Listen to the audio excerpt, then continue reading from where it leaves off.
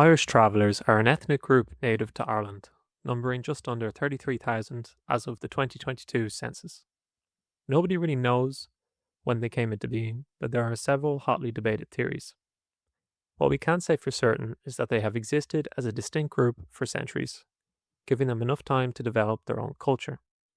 They even have their own language called Shelta, which is a fusion of English and Irish.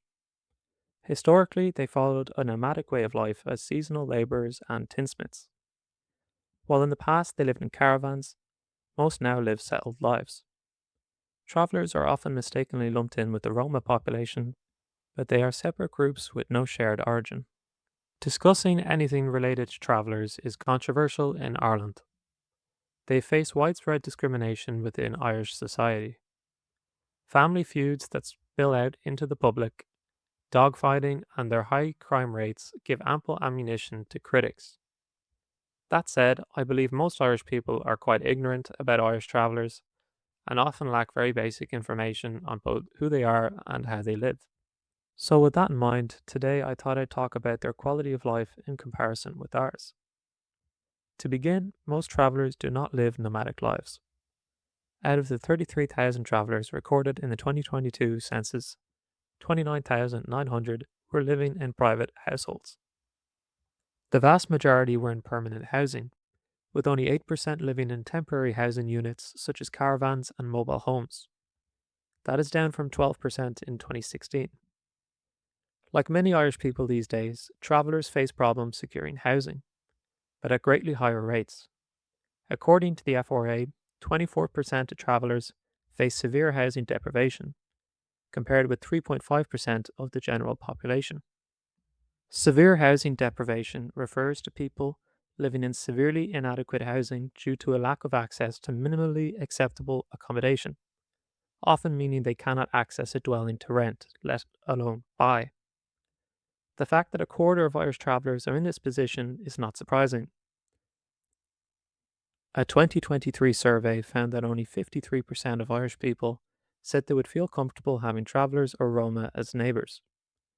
This inevitably translates into discrimination when travellers go house hunting. And even without the horrific housing crisis the country is facing, unemployment is another barrier. Irish travellers are largely unemployed. As of 2022, they had an unemployment rate of 61%, compared with the national rate of 5%. As shocking as that number is, it's an improvement on the 2016 census, which recorded it at 80%.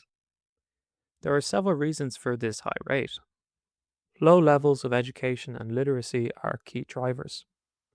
Educational attainment is heavily linked with employability, but discrimination, both in hiring processes and within the workplace, also play a large role. According to one recent survey, 38% of Irish travellers interviewed reported experiencing discrimination while job seeking in the 6 months prior. This figure rose to 70% within 5 years. Traditionally, travellers worked as travelling tinsmiths and labourers, but modernity has brought that to an end. Most traveller women who are employed work in caring, personal service occupations, administration, sales, and health professions. Traveller men are usually employed in construction, trades, service occupation, and sales. The low level of educational achievement common in the community, combined with discrimination, excludes them from higher paying jobs. Education is one of the greatest determinants of an individual's quality of life anywhere on earth. According to the government's National Traveller Strategy, travellers have much poorer educational outcomes than the general population, with lower participation, retention, and completion rates at all levels. 40% leave formal education before the age of 16. Only 4.7% of travellers completed third level education, compared with 47.7% of the general population. 6 in 10 traveller men have no formal education or were educated to primary level at most. The All Ireland Health Study pointed out that there was a lack of motivation to continue in mainstream education, as travellers felt it was not associated with positive outcomes, because of the high levels of discrimination faced when seeking employment. Whatever the reason, educational attainment is a powerful social determinant. Lower levels are associated with lower health standards later in life. This then leads into the overall health standards of the community. The traveller mortality rate is 3.5 times higher than that of the general population.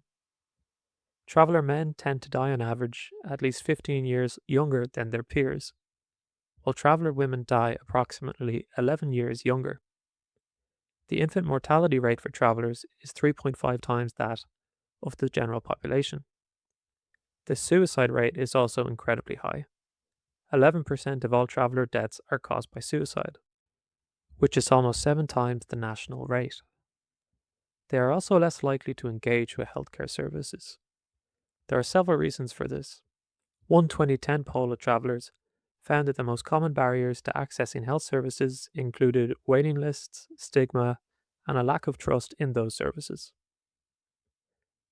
I hope you've noticed by now that every issue I've talked about is both a cause and a contributor to the next. Healthcare, housing, and employment problems all feed into each other to create a miserable loop.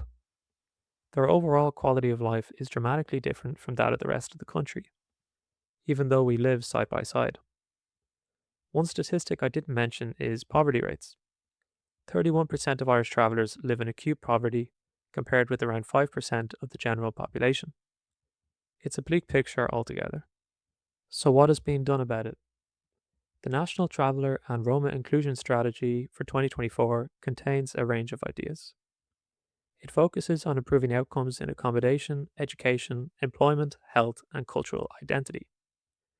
Will it work? Probably not, although it should have some effect.